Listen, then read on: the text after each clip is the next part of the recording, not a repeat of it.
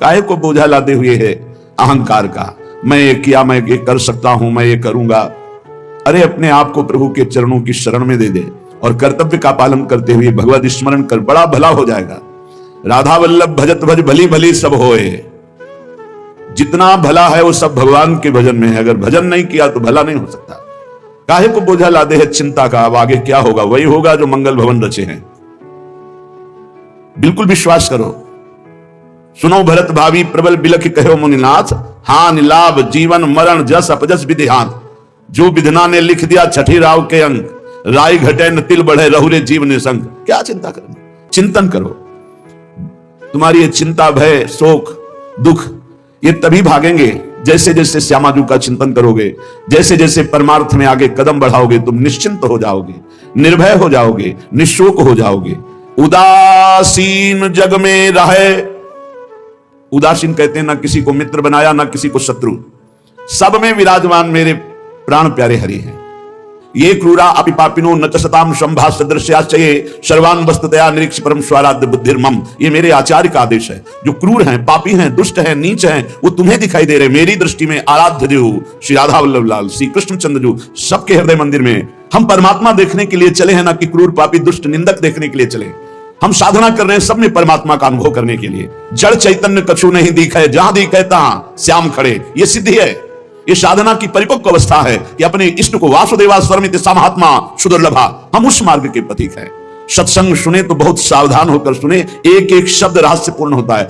भैया चाहे हीटर गर्म करे, चाहे फ्रिज ठंडा करे, चाहे एसी ठंडा वातावरण कर दे या हीटर गर्म वातावरण कर दे, बिजली दोनों में एक ही है। जो देखने वाला है कि हीटर का कारण बिजली, तो कूलर का कारण बिजली, फ्रिज का कारण बिजली, एसी का कारण बिजली, वो केवल बिजली देख रहा है कि इन यंत्रों में चलने की सामर्थ्य नहीं, ये बिजली से चल रहा है। लेकिन उस यंत्र का प्रभाव है कि वो गर्मी फेंकता है, उस यंत्र का प्रभाव शीतलता फेंकता है, पर दोनों का कारण बिजली है। ऐसे ही इस जड़ चैतन्य में, इस सत असत में, इस उच्च और नीच में, महात्मा और दुरात्मा में क्रियाएं जमीन आसमान का अंतर। पर साधक क्रिया दर्शन नहीं करता, साधक कारण तत्व को देखता है। तो कारण श्री हरिवंश भनम, कारण परम तत्व वही है, दूसरा नहीं। तुम्हारी दृष्टि स्थूल को देख रही है, शरीर और क्रियाओं को देख रही है, और संत और साधक भगवत मार्ग के पथिक उस तत्व का दर्शन करने निकले, तभी उन्हें तत्वदर्शी महात्मा कहा जाता है। इसीलिए अनाधिकारी संतों के वचनों का गूढ़ रहस्य न जानकर वो मनमानी आरोप थोप करके उनकी निंदा करके नर्कगामी होता है।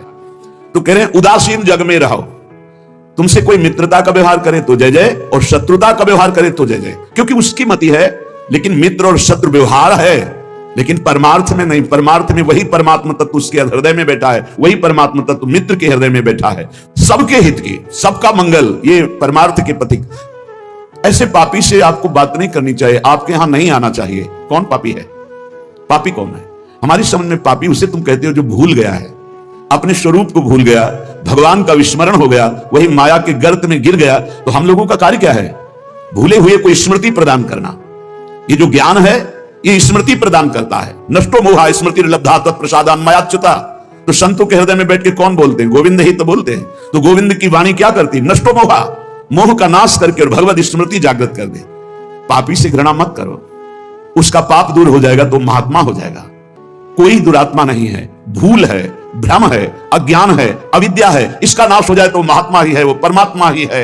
यही बात समझने के लिए तो साधना की जाती है। इसलिए ना किसी से द्वेष करो, ना किसी से राग, ना किसी से अपनापन, ना किसी से परायापन, सब में एक श्री भगवान विराजमान है। ये सारा संसार स्वयं श्याम सुंदर बने हुए हैं। मत्ता परतरम नान्यत किंचिदस्ति धनंजय। हे अर्जुन, मेरे सिवा कुछ नहीं है, मैं ही मैं हूं। तो कह रहे फिर काहे को किसी से बैर करते हो, काहे किसी की निंदा करते हो? वो बैठा मुस्कुरा रहा है सच्चिदानंद की मैं छुपा छुपी का खेल खेल रहा हूं, तू पहचानने चला था, कहां पहचान पाया? मैं इस चादर को ओढ़े हुए जड़ चैतन्य की मैं ही विराजमान हूं, मुझको ढूंढ लो। संत खोजी होते हैं, क्या खोजते हैं? उसी परम तत्व को जो सब में विराजमान है। उपासक अपने में कभी अहंकार न करे। जब अच्छे सद्गुण दिखाई दे तो हरि गुरु का प्रसाद है। अपने से गलती हो जाए तो उसे भगवान की इच्छा ना माने, ये हमारा अज्ञान है, हमारी गलती है, हमारा दोष है, और उस दोष का प्रायश्चित करे, दंड दे, क्षमा ना करे। दूसरों को भले क्षमा कर दे, अपने मन को क्षमा ना करे। जो अपने मन को सब क्षमा करते, सब दूसरों के जरा से दोष को क्षमा नहीं कर सकते, अपने पहाड़ जैसे पाप को भी क्षमा कर देते। यहां सिद्धांत उल्टा है। परमार्थ का पथिक अपने राय भर के भी दोष को पहाड़ के समान मानकर उसका प्रायश्चित करता है, और दूसरे के पहाड़ के समान दोष को भी राय के समान भी नहीं मानता है। ये परमार्थ के पथिक का स्वभाव होता है। हमारे से अच्छा बन गया श्री गुरुदेव की कृपा, श्री लाडली जी की कृपा। बुरा हो गया ये मेरी गलती, मेरी वासना है, ये मेरा अहंकार है कहीं जो मेरे से गलती करवा दिया। यही बात गोस्वामी तुलसीदास जी कहते हैं।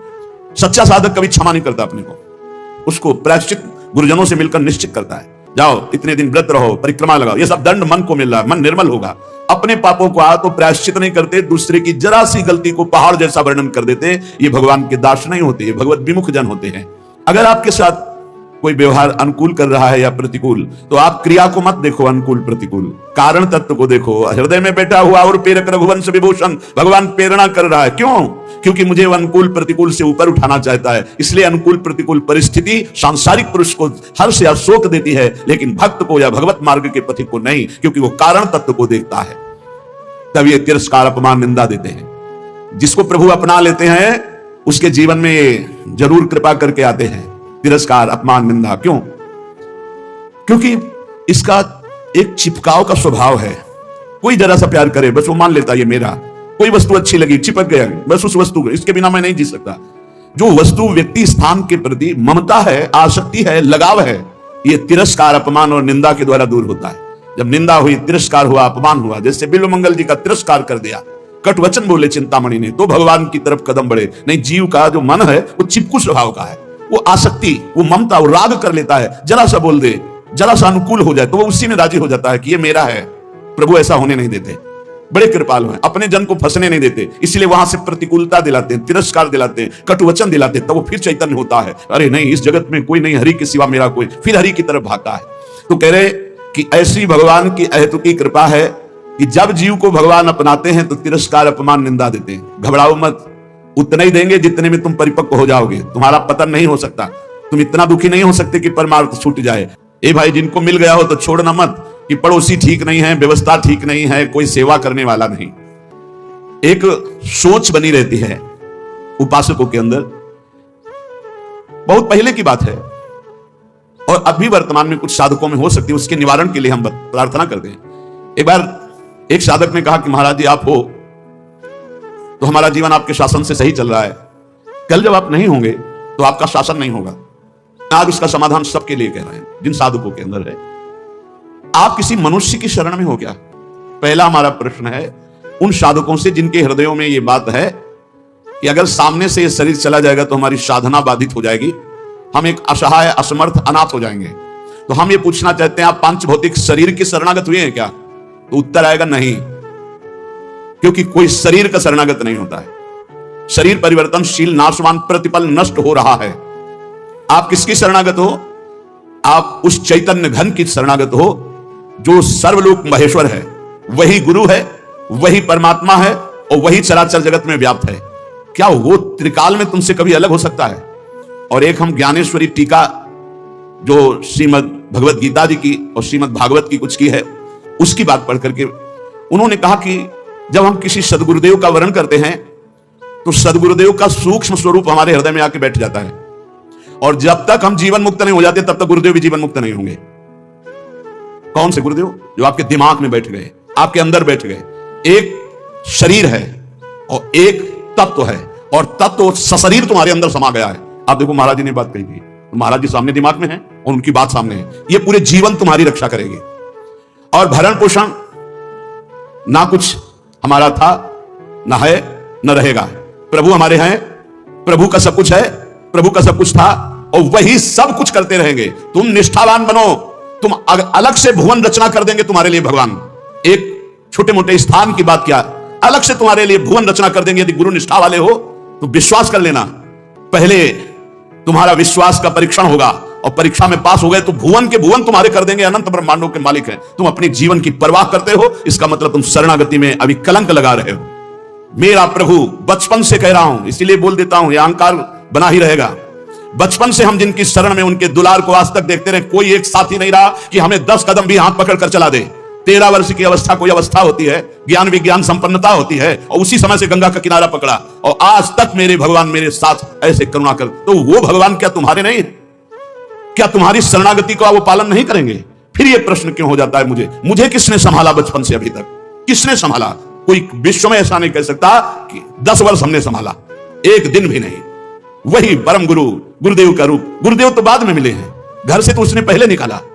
सूक्ष्मता से देखिए, उस जगत गुरु ने घर से निकाला वैराग्य दिला के, उस जगत गुरु ने भ्रमण कराया, फिर गुरु रूप से मिले, फिर हमको सतमार्ग में चलाया, फिर अंतर ध्यान हो गए, फिर सदगुरु रूप से आगे मिले, फिर पला, फिर सदगुरु रूप से आगे, वो आगे आगे बढ़ता चला जा रहा है। वही परमात्मा तत्व। वो क्या तुम्हारा नहीं है? तुम निर्भय निश्चिंत नहीं? अरे तुम शरणागत हो, चल के तो दिखा एक कदम विपरीत। अगर थोड़ी भी शरणागत हो गए तो एक कदम तो विपरीत नहीं चल सकता जीवन में, यदि शरणागत है। और जो शरणागत है तो माया मां की तरह दुलार करती है। मां की तरह, हमारी बात को समझ लेना, माया उनको विघ्न डालती है जो सूरवीर होकर के माया को जीतना चाहते हैं, और जो माया को मां मानते हैं, मां की तरह दुलार करती है, वो भगवान को प्राप्त हो जाते हैं। माया कभी बाधा नहीं पहुंचाती। इसीलिए हरिदासों में कहीं भी माया का प्रभाव नहीं देखा जाता। वो तब होगा जब कीन हो इसका बहु अभिमाना, सुख होवंचा कृपा निधाना। अगर अभिमान रहित होकर दैन्य भगवान की शरण में, तो माया है ही नहीं, वो मां है। देखो सियाजू के लिए क्या कह रहे हैं रघुनाथ जी मनु जी से, आदि शक्ति जय जग उपजाया सो अवतरी मोरिया माया। वही हमारी जननी है, वही हमारे सर्वस्व हैं। वो पालन पोषण करके भगवान से मिला देती, वो श्रृंगार करके भक्ति का भगवान से मिला देती। बाधा तब पहुंचती जब अहंकार होता है और माया पर विजय प्राप्त करने की बात होती, तब प्रश्न खड़ा हो जाता है। और जब भगवान के अधीन हो जाते हैं तो माया मां की तरह दुलार करती हुई भगवत प्राप्ति करा देती है। निरस्त त्रैगुण्यम, वृंदावन में रहने मात्र से निरस्त हो जाते हैं तीनों गुणों के प्रभाव। सतोगुण रजोगुण तमोगुण, इनसे ऊपर त्रिगुणातीत प्रिया प्रीतम के प्रेम की प्राप्ति होती है। हरिरसद पुण्यम, ऐसा यहां वास मात्र से सुकृत होता है। वास मात्र भजन है। हमारी बात को बांध लो, कुछ भजन ना हो तो भी पड़े रहोगे तो तुम्हारा सच्चा भजन भगवत प्राप्ति करा देगा। यह सच्चा भजन होगा। चद्दर में 4 कोने हैं, एक कोना पकड़ के घसीट लो, पूरा चद्दर आ जाएगा। उपासना रूपी चद्दर के 4 कोने हैं, नाम रूप लीला धाम। हम नाम निरंतर नहीं जप पा रहे, रूप का ध्यान नहीं बन रहा है, लीला का चिंतन नहीं बन रहा है, लेकिन धाम का अखंड वास कर रहे हैं, तो एक कोना पकड़ लिया जोर से, पूरी उपासना आ जाएगी। नाम रूप लीला धाम एक पकड़ लो। कोई आप दूर रहते हैं, धाम वास नहीं करते, निरंतर नाम का चिंतन और धाम का आश्रय, पूरी उपासना जागृत हो जाएगी। आप प्रभु की सेवा में लगे, प्रभु का नाम जप कर रहे हैं, अपने कर्तव्य का पालन कर रहे हैं, अंततो गत्वा आपको भगवान की प्राप्ति निश्चित होगी। कोई एक पकड़ लो। श्रीपाद कह रहे हैं, अतुलनीय महामाधुर्य सुख सार प्रदान करने वाला, तीनों गुणों को निरस्त करके हरिरस प्रदान करने वाला, वो महाभाग्यशाली है, त्रिभुवन में वंदनीय है, जो श्रीधाम वृंदावन का अखंड वास स्वीकार कर लिया। ये बड़ी दुर्लभ बात है। अखंड वृंदावन वास करते बस वृंदावन बसिक है, इतनो बड़ो सयान, और जुगल चरण के भजन भी निमिष न दीजिए जान। जब प्रियालाल ने इतनी कृपा कर दी तो हमसे चूक कैसे हो जाएगी। हम हर समय श्यामा श्याम का सुमिरन करें। सांद्रानंदाब्धि मध्य लसति रसमयम चिन्मणि द्वीपमेकम। देखो तुम तो महिमा सुन रहे हो, अनजाने में यदि हम भगवान के स्वरूप, भगवान की नाम, भगवान की महिमा को स्वीकार कर ले तो हम अनजाने, लेकिन भगवान तो सर्वज्ञ हैं।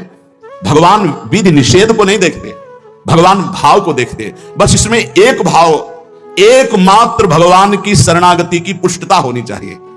एकमात्र अंदर की बात आप समझ लो, कोई तुम्हें साथ देने वाला नहीं है। देखो जितने देवता हैं उनकी अपनी अपनी सामर्थ्य है। कोई भी देवता तुम्हें जीवन मुक्त नहीं बना सकता, कोई भी देवता सर्व पापों से तुम्हें मुक्त नहीं कर सकता। अधिकार है मोक्ष देने का, अधिकार केवल भगवान शंकर में, भगवान श्री हरि में, मोक्ष प्रदान करने का, जीवन मुक्त बनाने का अधिकार। इसीलिए जितने भी अन्य हैं वो सब लोकपाल हैं, वो अपनी सामर्थ्य के अनुसार देते हैं। हाँ, निष्काम भाव से किसी भी देवता का अगर भजन करोगे तो भगवान में पहुंचा देगा, वो आप भगवान श्री हरि के चरणों में पहुंचा देगा। श्री गोस्वामी तुलसीदास जी महाराज विनय पत्रिका में कह रहे हैं कि नाचत ही निसी दिवस मरु, तब ही तेन भयो हरि थिर, जब ते जीव नाम धर्यो। जब ते जीव कहलाया तब ते आज तक कहीं थिर नहीं हुआ। ये पुनरपि जननम पुनरपि मरणम पुनरपि जननी जठरे शयनम, बार बार ये चक्र चलता रहा नाथ। नाचत ही निसी दिवस मर्यो, रात दिन नाचते नाचते मर गया इस माया ने, नचा नचा करके हमारी दुर्दशा कर दी। बहुआसना विविध कंचुकी, भूषण लोभादि भर्यो। बहुत वासना रूपी कंचुकी पहनकर, लोभादि दोष काम क्रोध लोभ मोह मद मत्सर रूपी आभूषण पहनकर सब जगह नाचा। कभी जड़ बना, कभी चैतन्य बना, कभी जल में कभी थल में, कौन सा स्वांग नहीं किया। चर अरु अचर गगन जल थल में, कौन न स्वांग करो। प्रभु कभी जड़ बना, कभी चैतन्य, कभी पक्षी बन करके, कभी आकाशचारी, कभी पृथ्वीचारी। प्रभु क्या क्या योनियों में गया, क्या क्या स्वांग रखा, क्या क्या कर्म किया, लेकिन आज तक कुछ नहीं बना। बहुत सुंदर बात समझना। देव दनुज मुनि नाग मनुज नहीं जाचत को उबर्यो, मेरो दुषा दरिद्र दोष दुख काहू तो न हर्यो, नाचत ही निस दिवस मर्यो। प्रभु, देवता, दैत्य, मुनि, नाग, मनुष्य आदि कोई भी ऐसा नहीं बचा जिसके आगे मैंने हाथ ना फैलाया हो, परंतु इनमें से किसी ने आज तक मुझे सहयोग नहीं दिया कि मेरा दारुण दुख हर ले, मेरी दरिद्रता हर ले, मेरा दोष हर ले, मेरा भय हर ले, मेरी चिंता हर ले, मेरा दुख हर ले। प्रभु देखो, कहने कोई भी देवता एक सीमित शक्ति है, देवता एक सीमित शक्ति है, भगवान असीम बलशाली अनंत महिमाशाली है। किसी ने मेरो दुषा दरिद्र दोष दुख काहू तो न हर्यो, थके नयन पद पान सुमति बल संग सकल बिछुर्यो, अब रघुनाथ शरण आयोजन भव भय विकल डर्यो। प्रभु, मेरे नेत्र, मेरे पैर, मेरे हाथ, मेरी सुंदर बुद्धि, बल सब लगाकर हार गया, पर काम क्रोध लोभ मोह मद मत्सर वासना, इन पर विजय प्राप्त नहीं हो पाई। और कोई भी देवता सहयोग नहीं किया, मनुष्य सहयोग नहीं किया, कोई भी धनुज, कोई भी सहयोग मेरा नहीं किया कि मेरी ये दरिद्रता, मेरा चिंता, शोक, भय, दुख दूर हो जाए। जिससे प्यार किया सब बिछुड़ गए, सब छोड़कर चले गए। अब तो हे रघुनाथ जी, संसार के भय से व्याकुल होकर एकमात्र आपकी शरण में आया हूं। बस एकमात्र बात समझनी है, हे हरि, हे रघुनाथ जी, मैं आपकी शरण में आया हूं।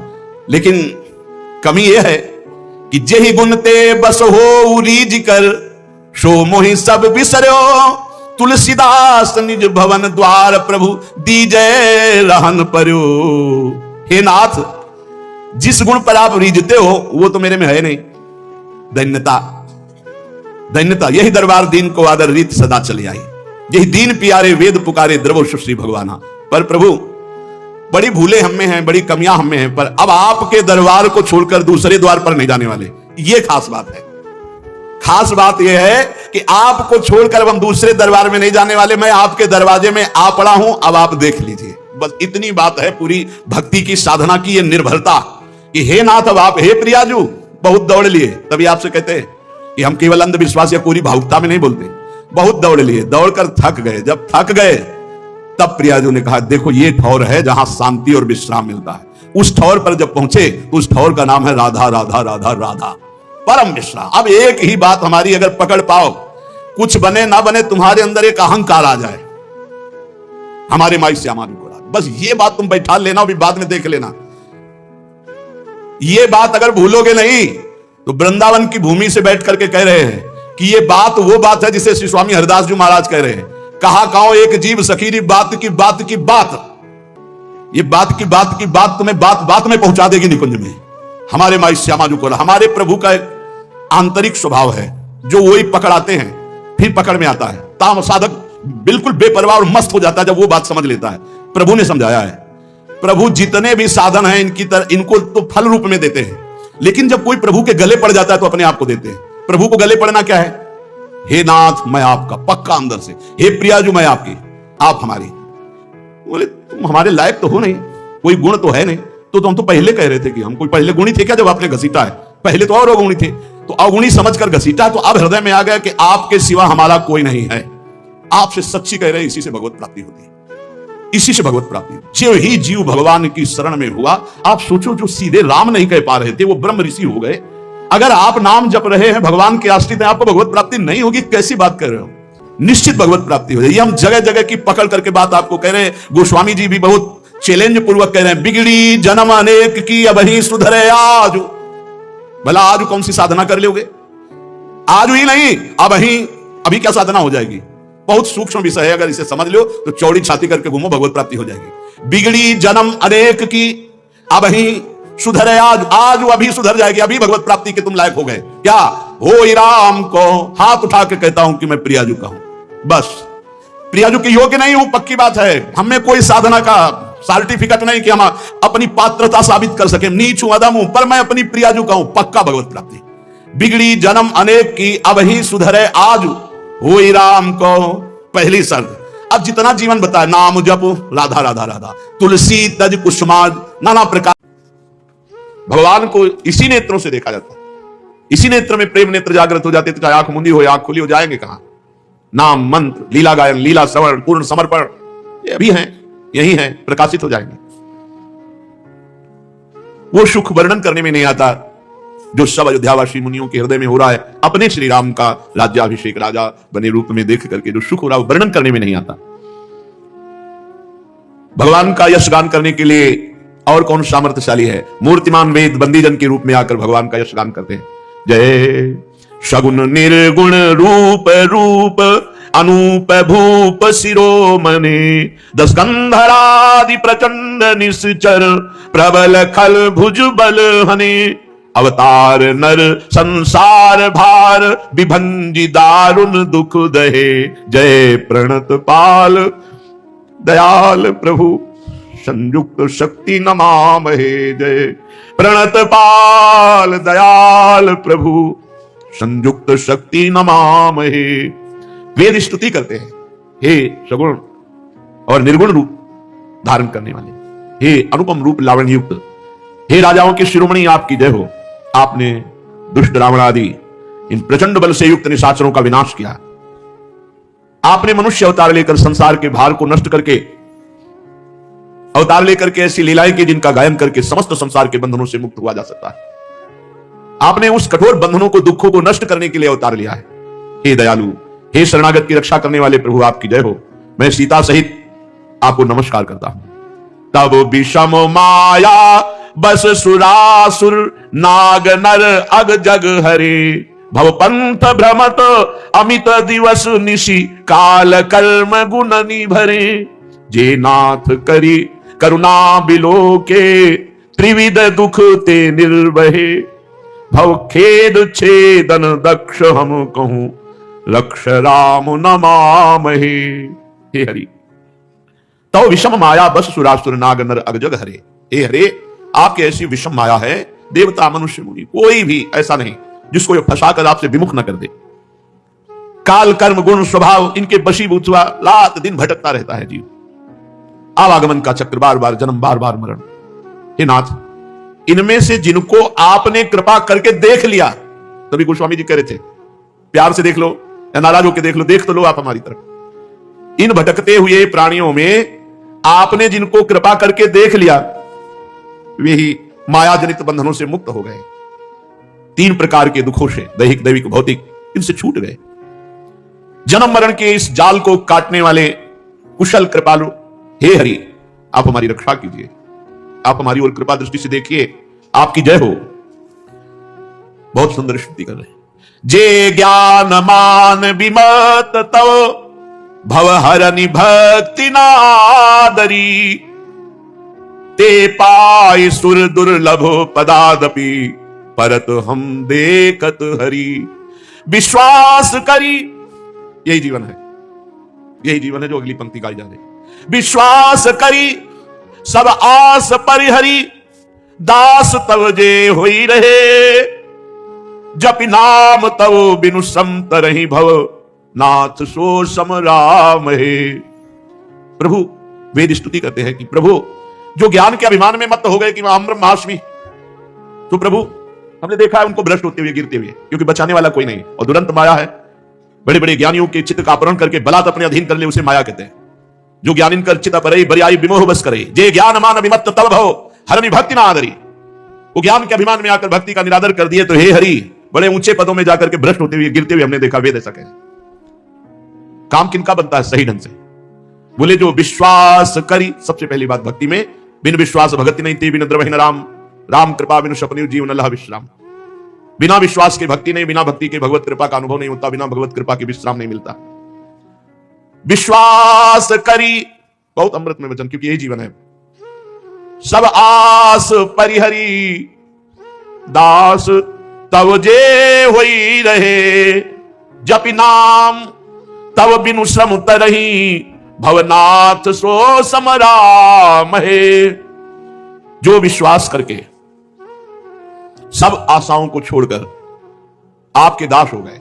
और ये खास बात है, भगवान पर विश्वास करके अधीनता, पूर्ण विश्वास करके भगवान के अधीन हो गए, भगवान के दासत्व को स्वीकार कर लिया और निरंतर नाम जप का अभ्यास, यही अपने सत्संग का सार है। भगवत आश्रित होकर निरंतर नाम जप करो, कुमार्गामी प्रवृत्तियों का त्याग करो, बस हो गया, इसी से सिद्ध हो जाओगे। भगवत प्रेम इसी में है, यही साधन है जो भगवत प्रेम प्रकाशित करता है। जो आप पर विश्वास करके सब आशाओं का त्याग करके आपके दास हो गए और निरंतर नाम जप करते हैं, हे नाथ वो इस संसार समुद्र से पार हो गए। सतरति सतरति शालोकांतार्यति। हे प्रभु, हमको भी ऐसी कृपा करो। वेद कहते कि हम आपके स्मरण में डूब जाए, यही खास बात है, हम आपके स्मरण में डूब जाए। जे चरण शिव अज पूज्य रज शुभ, परसी मुनि पत्नी तरी, नख निर्गता मुनि बंदिता, त्रैलोक पावन सुरसरी। ध्वज कुलिस अंकुश कंज जुत, बल फिरत कंटक किन लहे, पद कंज द्वंद मुकुंद राम, रमेश नित्य भजामहे। जो चरण भगवान शंकर और ब्रह्मा जी अपने मस्तक पर लगाते हैं, पूजन करते हैं, जिन चरणों की कल्याणमयी रज का स्पर्श पाकर शिला बनी हुई गौतम ऋषि की पत्नी अहिल्या तर गई, जिन चरणों के नक्शे मुनियों द्वारा वंदित त्रैलोक्य को पावन करने वाली देव नदी भगवती गंगा जी प्रकट हुई, जिन चरणों में ध्वजा वज्र अंकुश और कमल इन चिन्हों से युक्त चरण चिन्ह, 14 वर्ष आप नंगे पैर कंकड़ कांटे भी चुभे आप वनवास में से। हे मुकुंद, हे हरि, हे रमापति, हम आपके उन्हीं दोनों चरण कमलों को नित्य भजते रहें, ऐसी कृपा करो। अव्यक्त मूल मनादि तरु, त्वच चारि निगमागम भने, षटकंद शाखा पंच 20, अनेक पर्ण सुमन घने। फल जुगल विधि कटु मधुर बेली, अकेली जही आश्रित रहे, पल्लवत फूलत नवल नित, संसार बिटप नमामहे। वेद कहते हैं प्रभु, इस संसार का मूल अव्यक्त प्रकृति है और इसका प्रवाह अनादि है। इसकी 4 त्वचाएं, 6 तने, 25 शाखाएं, अनेकों पत्ते और बहुत से फूल हैं, जिसमें कड़वे और मीठे 2 प्रकार के फल लगते हैं, जिस पर एक ही बेली है जो उसी के आश्रित रहती है, जिसमें नित्य नए नए नए पत्ते फल फूले। ऐसे संसार वृक्ष को प्रकट करने वाले आपको नमस्कार है। हे हरि, ये संसार वृक्ष आपसे ही प्रकट है। अव्यक्त प्रकृति, इसका प्रवाह अनादि।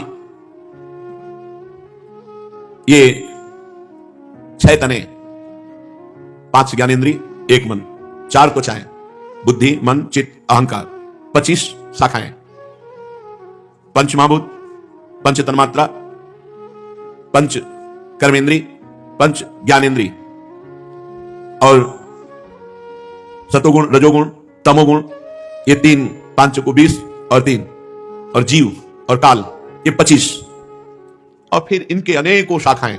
इसी से संसार प्रपंच भरा हुआ है, पर इसके मूल आप हो। आपसे ही ये संसार रूपी लता पुष्पवित पल्लवित फलान्वित हो रही है। आप अजन्मा हैं, केवल वही अनुभव कर सकता है जो आपके अधीन हो गया, आपके आश्रित हो गया, नहीं मन और बुद्धि से आप अगोचर हैं। हे नाथ, हम यही वरदान मांगते हैं कि मन वचन और कर्म से केवल आपके चरणों का आश्रय लेकर आपका चिंतन करें। वेद भगवान की बंदी जन की समान स्तुति कर रहे, फिर प्रणाम करके भगवान की कृपा से वो ब्रह्मलोक को गए। इधर देवादिदेव भगवान महादेव जी भी राम दरबार में उपस्थित हुए और भगवान शंकर स्तुति करने पर वेद जो स्तुति कर रहे थे वो अलग था, वो बंदी जन की भांति गा रहे थे, लेकिन यहां विनय करत गदगद गिरा पूरित पुलक शरीर। परम वैष्णवाचार्य भगवान शिव हैं, आंखों से अश्रुधारा बह रही, रोमांच हो रहा, और भगवान श्री राम के सामने खड़े होकर उनका स्तवन कर रहे हैं। जब राज्याभिषेक हुआ श्री रामचंद्र जी का, जय राम रमा रमनम समनम, भवताप भयाकुल पाहि जनम, अवधेश सुरेश रमेश विभो, शरणागत मांगत पाहि प्रभो। हे राम, हे रमा रमण, हे जन्म मरण के संताप को नाश करने वाले, आपकी जय हो। आवागमन के भय से व्याकुलित सेवक की रक्षा कीजिए। देखो भगवान शिव कह रहे हैं। फिर कौन ज्ञानी ऐसा है जो भगवान का आश्रय न ले? बड़ी भूल है जो भगवान से विमुख होकर कोई ज्ञान मार्ग का अनुसरण करते हैं, बड़ी भूल है। शिव शनकादि जिन भगवान की शरणागति का, भगवान के चरणों का आश्रय, हरिशरणम शनकादि निरंतर, फिर कौन ज्ञानी और बचा? कह रहे प्रभु, आवागमन के भय से व्याकुलित सेवक की रक्षा कीजिए। हे अवधपति, हे रमापति, हे देवपति, हे विभो, शरणागत मैं हूं, बस यही मांगता हूं कि आप हमारी रक्षा कीजिए। क्या रक्षा? हमारा चिंतन कभी आपसे विलग ना होने पावे। हे महान, आपने 10 शीश रावण का विनाश करके पृथ्वी के कष्टों को दूर किया। प्रभु, आपके बाण अग्नि के समान प्रचंड हैं, जो विनाश के लिए पर्याप्त हैं दुष्टों के। महिमंडल मंडन चारुतरम, धृत सायक चाप निशंग बरम, मद मोह महा ममता रजनी, तम पुंज दिवाकर तेज अनी। प्रभु आप पृथ्वी मंडल के अत्यंत सुंदर आभूषण हैं। आप श्रेष्ठ बाण धनुष तरकस धारण किए हुए महान मदमोह और ममता रूपी अंधकार की रात्रि का नाश करने के लिए तेजोमय सूर्य है। जो आपका आश्रय ले लेता है उसके अज्ञान मोह का नाश हो जाता है। प्रभु ये कामदेव कोई ऐसा नहीं जिसके हृदय पे बाण ना मार दे। भगवान शंकर की समाधि भंग कर सकता है तो औरों की बात क्या। इस कामदेव के कुभोग रूपी बाण से सब परास्त है। अगर कोई बच सकता है तो वो जो आपकी शरण में आ गया, तो भगवान की शरण में आ गया, वही काम बाण से बच सकता है। नहीं तो चाहे जितना तप साधन एक क्षण में नष्ट कर दे, काम बहुत बलवान है। और ये काम इनकी मुस्कान मात्र से, प्रभु हरि की मुस्कान मात्र से मूर्छित हो जाए, निर्बल हो जाए। ऐसे भगवान की जो शरण में वास्तविक हृदय से, वही निष्काम हो सकते हैं। प्रभु संसार में रोग वियोग शोक सब मरे रखे हैं इसी में। देख लो हृदय को, जो भगवान से विमुख है उनकी दुर्दशा है। प्रभु मारे गए, बहु रोग वियोग लोग है, भवदंग निरादर के फले। जो आपसे विमुख है उनकी दुर्दशा है, जलते रहते हैं रात दिन, जलना, ईर्ष्या, द्वेष, क्रोध, काम मरे रखे, सब विकारों के द्वारा मारे गए। ये सब आपके चरणों से विमुख होने का फल है। जो मनुष्य आपके चरणों से प्रेम नहीं करता वो अथाह दुख में पड़ेगा निश्चित। भव सिंधु अगाध परे नरते, पद पंकज प्रेम न जे करते। ये भगवान शंकर कह रहे। अति दीन मलीन दुखी नितही, जिनके पद पंकज प्रीति नहीं। अति दीन दुखी मलिन अंतःकरण वाले जो भगवान से प्रीति नहीं किए, भगवान का नाम जप नहीं किए, भगवान की शरण में नहीं हुए, वो सदैव यहां भी दुख भोगेंगे और परलोक में भी। अवलंब भवंत कथा जिनके, प्रिय संत अनंत सदा तिनके। नहीं राग न लोभ न मान मदा, तिनके समवई भो वा विपदा। जिन्होंने आपकी लीला कथा का नशा बना लिया है, कथा सुनना, कथा भगवान की करना, भगवान की चर्चा भगवान की प्राप्ति के लिए करना, अन्य भाव से तो वो लाभ नहीं मिल पाएगा। चौथी भगत मम गुण करई कपट तजिगान। भगवान की चर्चा सिर्फ भगवान के लिए, भगवान का नाम जप नाम कीर्तन सिर्फ भगवान के लिए, बड़ी जल्दी जीवन में परिवर्तन आ जाए। अवलंब भवंत कथा जिनके, जिन्होंने भगवान की कथा का ही सहारा ले लिया, वो बहुत भाग्यशाली है जो भगवान की कथा करते हैं और सुनते हैं। भूरिदा जना, पर अन्य उद्देश्य नहीं, अन्य उद्देश्य से तो फिर फल में अंतर पड़ जाएगा। धुंधकारी भी सुना और बहुत से सब सुने, लेकिन विमान केवल धुंधकारी के लिए आया, सबके लिए नहीं है, क्योंकि मनन में अंतर पड़ गया। श्रवण सबने एक जैसा किया, मनन में अंतर पड़ गया। यदि हम भगवत चर्चा भगवत प्राप्ति के लिए, तो बहुत जोर की बात है कि उसे संत और भगवान की कृपा और प्रेम की प्राप्ति होती है। जो भगवान की चर्चा सुनते रहते हैं उनको संतों से आसक्ति हो जाती है, वो जी नहीं सकते संत समागम के बिना, नशा है उनके। जिस दिन कथा सुनने को न मिले उस दिन ऐसा लगेगा कि दुर्दिन, इतना भाग्य हमारा कैसे खराब हो गया, आज भगवान की चर्चा सुनने को नहीं मिली। भगवान शिव कह रहे हैं कि जिन्होंने आपकी कथा का आश्रय ले लिया उनको संत और भगवान की कृपा का अनुभव होने लगता है। उन्हें भगवत प्रेम, भगवत कथा से, उनमें न राग रह जाता है, न लोभ रह जाता है, न मान रह जाता है, न मद रह जाता है। विपत्ति और संपत्ति उनके लिए समान हो जाती है। इसी से बड़े बड़े मुनिजन सब साधनों का त्याग करके भगवान के आश्रित होकर भगवान की लीला कथा सुनना, नाम जप करना, नाम कीर्तन करना, इसी से पूर्णता हो जाती है। करि प्रेम निरंतर नेम लिए, पद पंकज सेवत शुद्ध ही। सममानी निरादर आदर ही, सब संत सुखी विचरंती मही। प्रेम पूर्वक जिसने नियम ले लिया है, क्या? भगवान के चरणों का आश्रय, नियम पूर्वक भगवान की कथा सुनना, नियम पूर्वक नाम कीर्तन करना, भगवान की सेवा करना, उनके हृदय में ऐसी महान स्थिति हो जाती है कि मान और अपमान, निंदा और स्तुति दोनों सब समान हो जाते हैं। और सब ऐसे संत पृथ्वी पर निर्विकार भाव से विचरण करते हैं, चाहे उनकी स्तुति हो या निंदा, मान हो या अपमान, कोई फर्क नहीं पड़ता, भगवदानंद में डूबे हुए विचरण करते हैं। हिरणधीर अजय भगवान श्री हरि, मैं आपको भजता हूं, आपकी शरण ग्रहण करता हूं, आपका नाम जप करता हूं, आपको नमस्कार करता हूं और यही करता रहूं, ऐसी कृपा कर दो। बार बार आपको नमस्कार, बार बार आपका चिंतन, बार बार आपकी सेवा, आपका भाव, बस इसके सिवा जीवन का कोई सार नहीं। सर्वदेव में भगवान श्री राम जी ने भगवान वशिष्ठ जी को अपना आचार्य बना करके बड़ी बड़ी यज्ञ की। सर्वदेव स्वरूप यज्ञ भोक्ता तो भगवान ही है, पर लीला पूर्वक अपने आत्मा का स्वयं यजन किया। भगवान ने यह निश्चय किया कि ब्रह्म ऋषि ही इस भूमंडल के सब सुख के अधिकारी है, इसलिए संपूर्ण पृथ्वी को जीत करके ब्रह्म ऋषियों को दान दे दिया और ब्रह्म ऋषियों ने प्रभु को समर्पित कर दिया कि आप ही इसकी सेवा कर सकते हैं। आचार्य ब्रह्म ऋषियों ने भगवान श्री राम को संपूर्ण भूमंडल वापस कर दिया कि इसकी रक्षा आप ही कर सकते हैं। परीक्षित, प्रभु श्री राम सब लोगों के एकमात्र स्वामी हैं, वही हमारे हृदय में बैठ करके अज्ञान का नाश करते हुए ज्ञान का प्रकाश कर रहे हैं। हमें भगवान ने सब कुछ दे रखा है, क्या जब ज्ञान दे दिया तो इससे बढ़कर और क्या है। भगवान ज्ञान स्वरूप है, ज्ञान से ही अनंत महिमाशाली भगवान का परिचय होता है, जो कभी किसी को पीड़ा नहीं पहुंचाते और अपने चरण शरण में आए हुए की हर तरह रक्षा करते हैं, और जो सदैव ब्राह्मणों को अपना इष्ट देव मानते हैं, ऐसे भगवान श्री रामचंद्र को हम नमस्कार करते हैं। परीक्षित एक बार अपनी प्रजा की स्थिति जानने के लिए भगवान श्री राम रात में वेश छुपा करके अन्य वेश में घूम रहे थे। उसी समय भगवान श्री राम के कान में शब्द पड़े कि एक पुरुष अपनी पत्नी से कह रहा था, नाहम विभर्मित्वाम दुष्टाम असतिम परवेशमगाम स्त्री लोभी बिभ्रयात सीताम रामो नाहम भजे पुनः। तू रात भर पराये घर में रह आई है, इसलिए मैं तुझे इसी समय निकालता हूं। सचमुच संसार को प्रसन्न रखना टेढ़ी खीर है। भगवान सुखदेव जी कह रहे, देखो इस मूर्ख की मूर्खता, भगवान के राज्य में रह रहा है, भगवान की महिमा को नहीं जान रहा, भगवान पर दोषारोपण कर रहा है। जब भगवान राम ने अपने कान से यह बात सुनी तो लोकापवाद के कारण श्री सीता जी का परित्याग किया। इसमें यह बात नहीं है, यह तो व्यवहारिक बात है। भगवान श्री राम जी ने देखा, भगवान का एक स्वभाव है कि अपने जन का अभिमान रहने नहीं देते।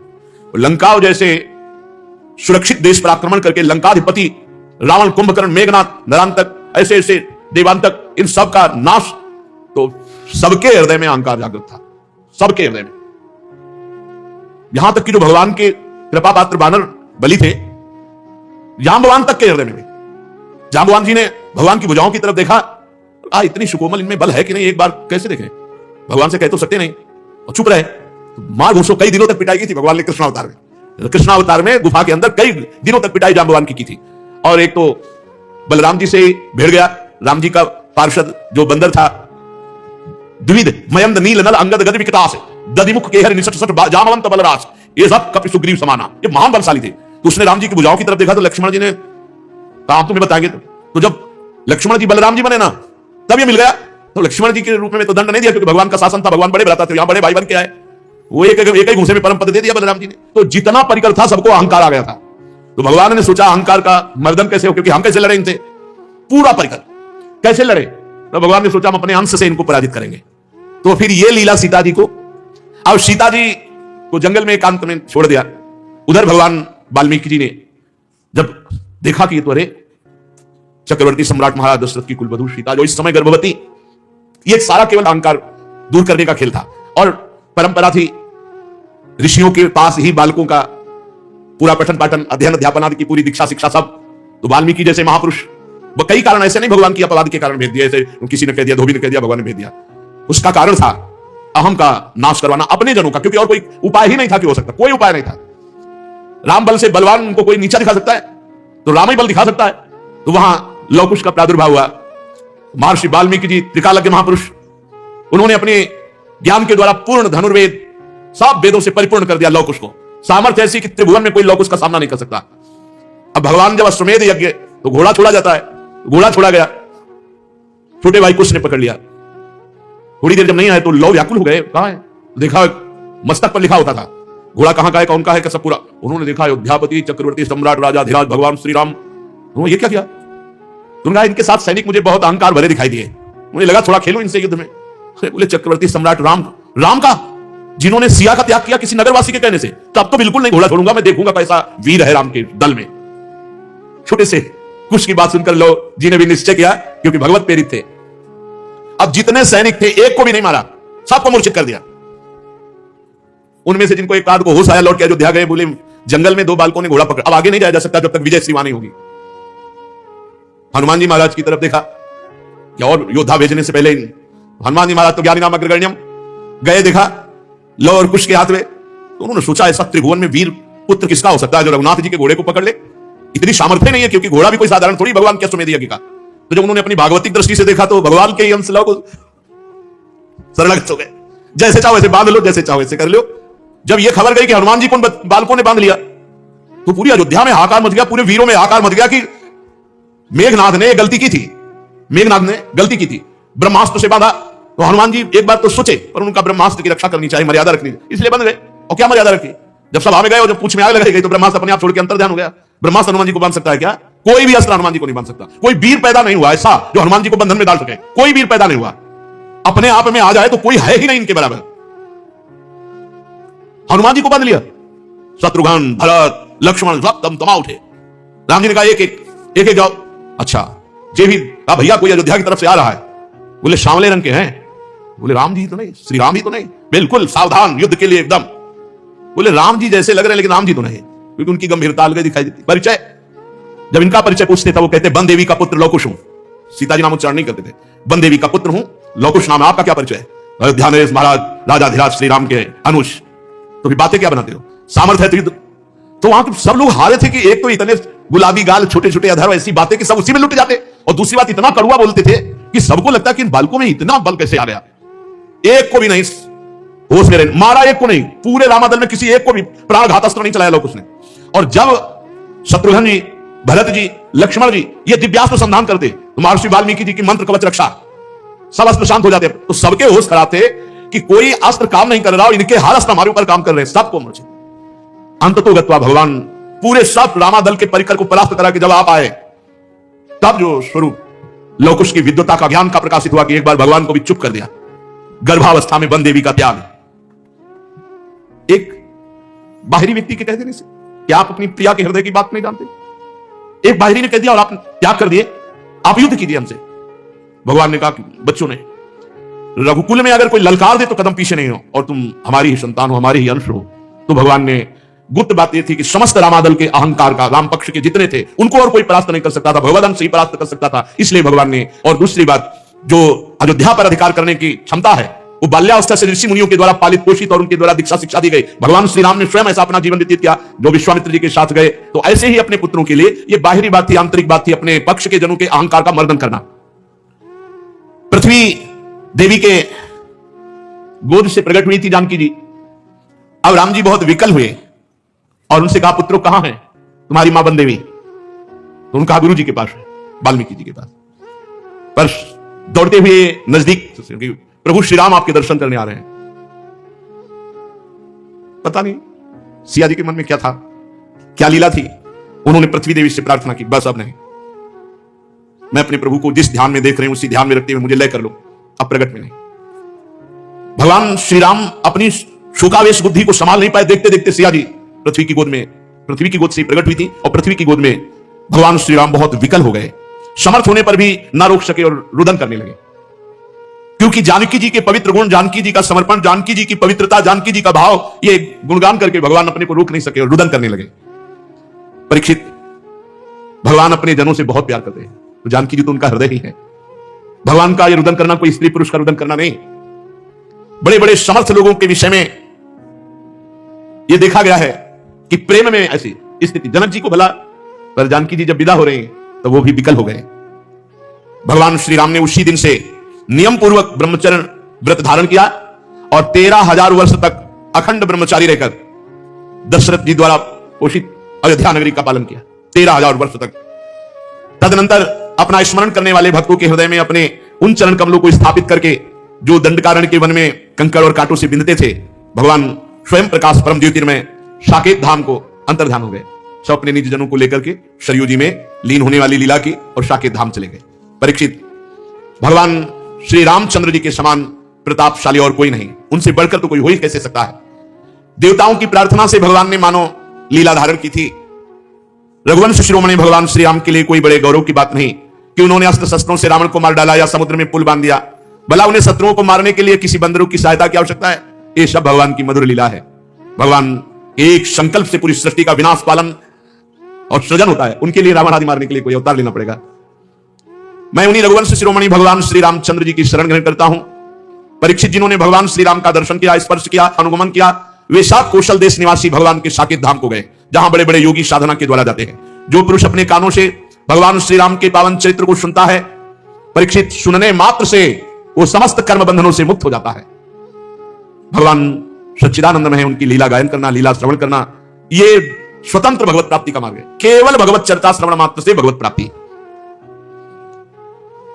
भगवान श्री राम, भगवान श्री कृष्ण और भी भगवान ने जो अवतार धारण किए, ये धारण ही अपने भक्तों के लिए किए हैं कि उनका पावन जस गा गा करके समय व्यतीत करना और अंत में भगवान के दिव्य धाम में जाना। तो अपना एक भी मिनट व्यर्थ ना जाए। रोज सत्संग मिल रहा है तो उठते बैठते चलते फिरते क्रिया सहित या क्रिया रहित हमारे अंदर नाम चलता रहे, हमारा मन न लगे तब कोई भगवान के चरित्र पढ़ने लगे, भक्तों के चरित्र पढ़ने लगे। हमारा समय भागवतिक जाए बस बहुत कम जीवन है, पता नहीं कौन सी श्वास आखिरी हो, इसलिए वो श्वास बड़ी मंगलमयी हो जो आखिरी हो, मुख में राधा नाम हो, हृदय में भगवत आश्रय हो और शरीर छूट जाए तो भगवत प्राप्ति पक्की है।